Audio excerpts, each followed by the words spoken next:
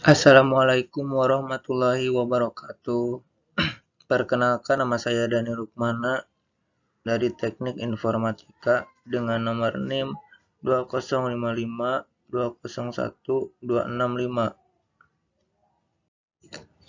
Pada presentasi kali ini, saya akan membahas alat input, proses, dan output pada komputer. Dan ini merupakan gambarnya.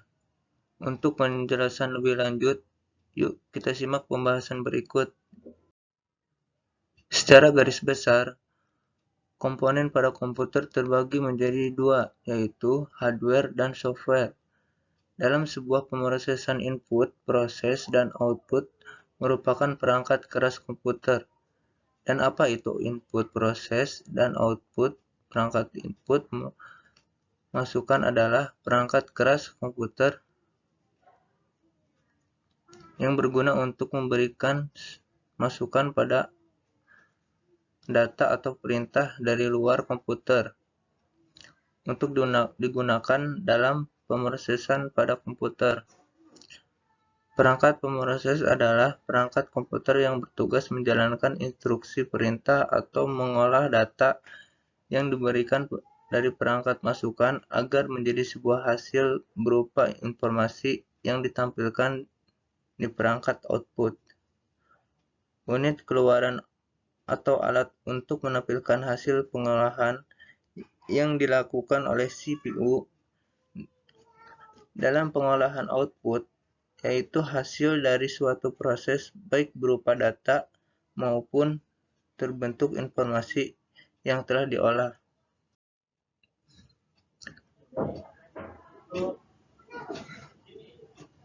Di sini alat input dibagi menjadi tiga, yaitu signal input, maintenance input, dan terminal. Signal input adalah energi yang akan diolah oleh sistem atau data yang akan diolah. Dan maintenance input, energi yang akan digunakan untuk mengolah signal input program untuk mengolah input. Selanjutnya, terminal, alat input yang juga berfungsi sebagai alat output untuk menampilkan hasil. Atau remote base terminal, dihubungkan dengan pusat komputer yang letaknya jauh.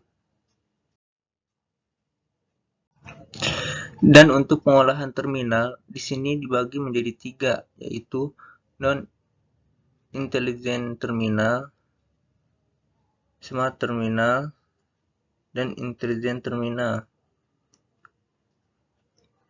Nah, apa sih itu non-intelligent terminal? Jadi, non-intelligent terminal sifatnya terbatas, hanya sebagai alat input dan output saja.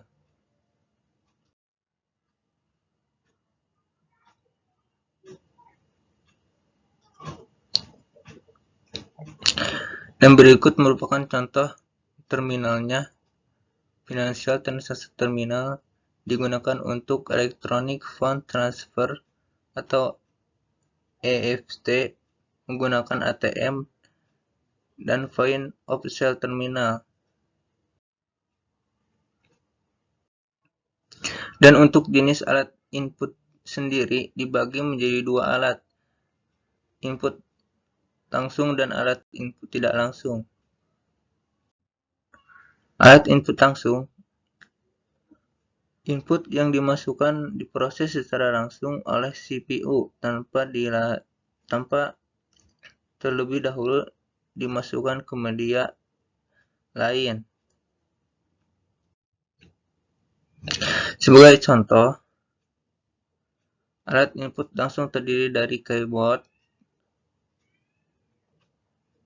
printing device, dan scanner. Dan untuk gambar dan fungsi sudah cukup jelas ya teman-teman. Dan yang kedua, alat input tidak langsung. Data yang masuk tidak langsung diproses oleh CPU, melainkan direkam dulu di media machine readable form yang berbentuk simpan luar. Contohnya K2CAD, K2Files, K2Days.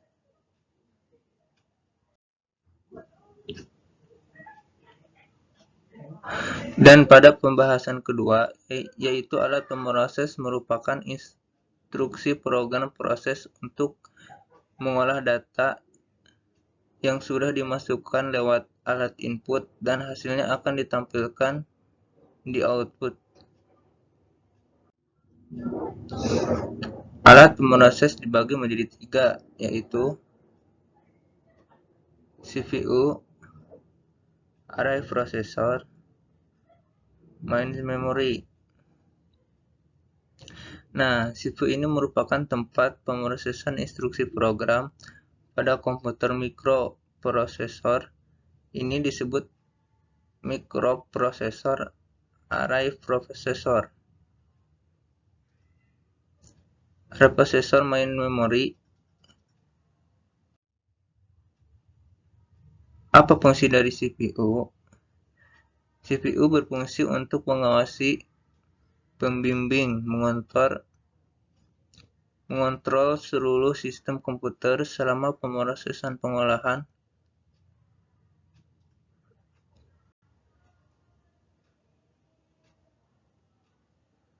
arithmetic process of data, address main storing,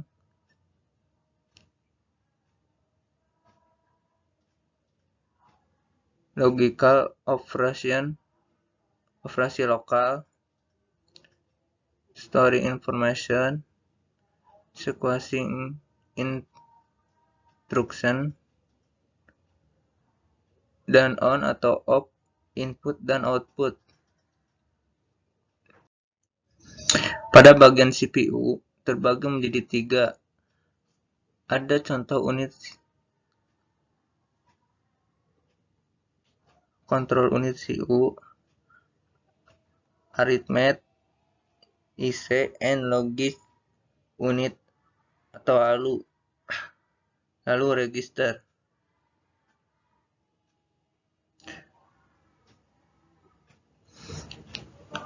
Nah, yang pertama, tugas kontrol unit mengatur dan mengendalikan semua peralatan yang ada pada sistem komputer. Tugas dari kontrol unit adalah sebagai berikut. Yang pertama, mengatur dan mengendalikan alat input dan output. Yang kedua, mengambil instruksi-instruksi dari main memory. Yang ketiga, mengambil data dari main memory kalau diperlukan oleh proses.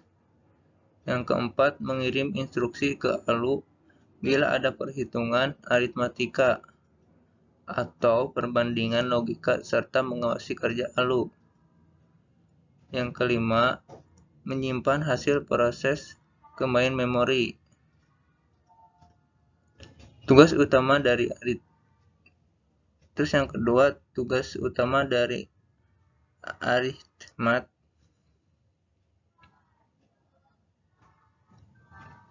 and logic ends atau ALU adalah melakukan semua perhitungan aritmatika atau matematika yang sesuai dengan instruksi program. Tugas lainnya, melakukan keputusan dari operasi logika sesuai dengan instruksi program.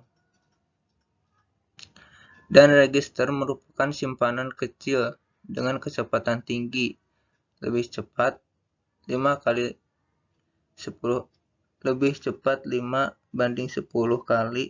dibanding kecepatan perekaman atau pengambilan data di memori.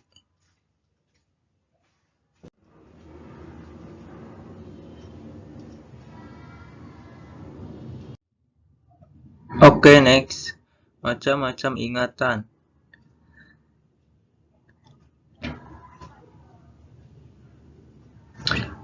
Register dipergunakan untuk menyimpan instruksi dan data yang sedang diproses. Yang kedua, main memory dipergunakan untuk menyimpan instruksi dan data yang akan diproses dan hasil dari pengolahan. Yang ketiga, internal memory atau simpanan luar. Dipergunakan untuk menyimpan program dan data secara permanen.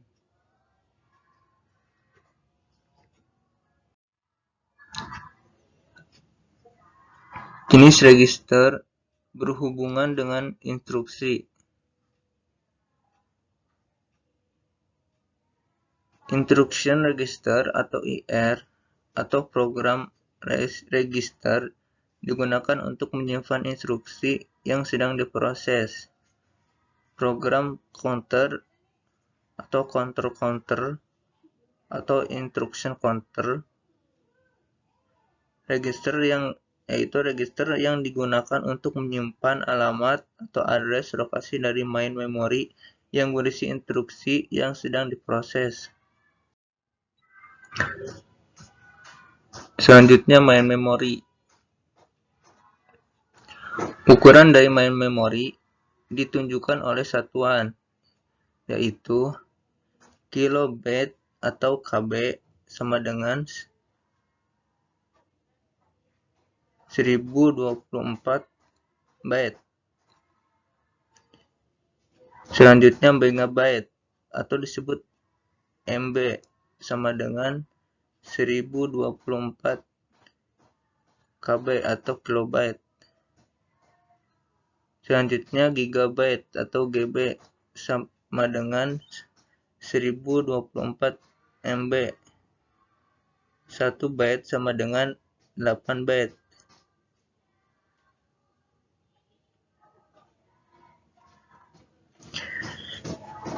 Main memory terdiri dari RAM dan ROM. Dan gambar berikut merupakan input proses dan output yang saling berhubungan pada alat pemroses. Terlihat bahwa kontrol unit, ALU, dan register merupakan bagian dari CPU. Dan untuk RAM dan ROM merupakan bagian dari main memory. Pada gambar ini menjelaskan bagaimana input proses dan output proses.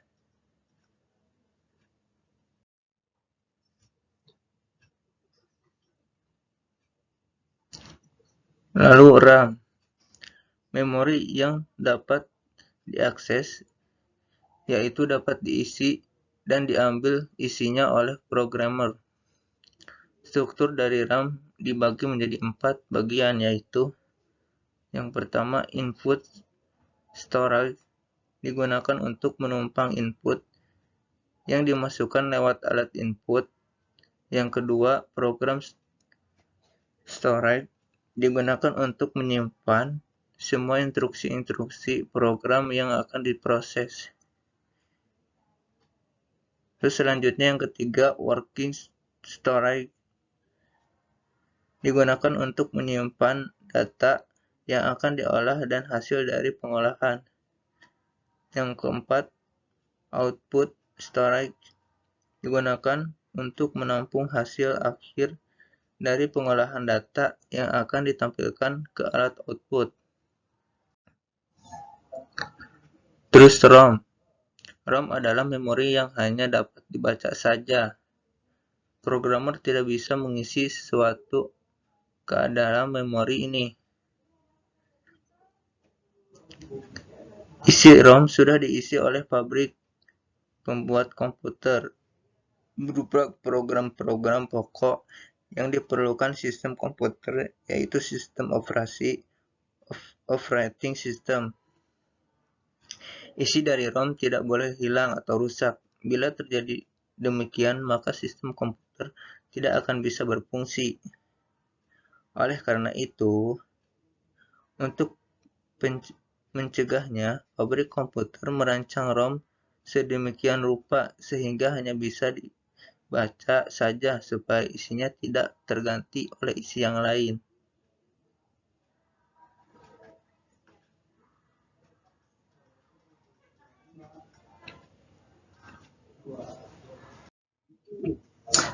Dan pada gambar berikut menggambarkan hubungan antara CPU dengan main memory dan alat-alat I/O yang disebut dengan sistem bus. Bus merupakan suatu sirkuit yang merupakan jalur transportasi informasi antara dua atau lebih